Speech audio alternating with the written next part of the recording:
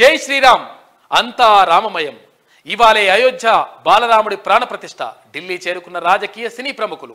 హిందూ సమాజానికి అతిపెద్ద పండుగ. దశాబ్దాల నాటి కళ నెరవేరిన చారిత్రక ఘట్టం. ప్రత్యేక చర్చగా రామ్లల్లా విగ్రహ మహత్యం అంటూ ఒక ప్రత్యేక కథనం వేసింది శనార్థి తెలంగాణ దినపత్రిక. ఇగో ఇది మొత్తం కూడా విద్యుత్ కాంతులతోటి విరాజిల్లుతున్నటువంటి ఆలయానికి సంబంధించిన చిత్రం.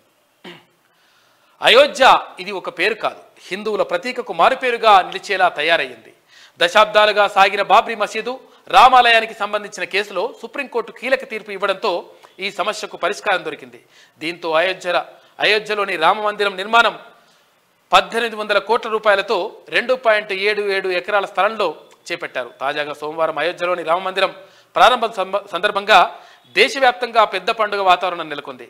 ఇక ఎటు చూసినా ఎక్కడ ఆగినా రామ మందిరంపైనే ప్రధానంగా చర్చ వినిపిస్తోంది. రామనామ స్మరణతో అయోధ్యతో పాటు దేశమంతా భక్తిభావంతో నిండిపోయింది అంటూ ఒక ప్రత్యేక కథనం వేసింది శనార్థి తెలంగాణ దినపత్రిక.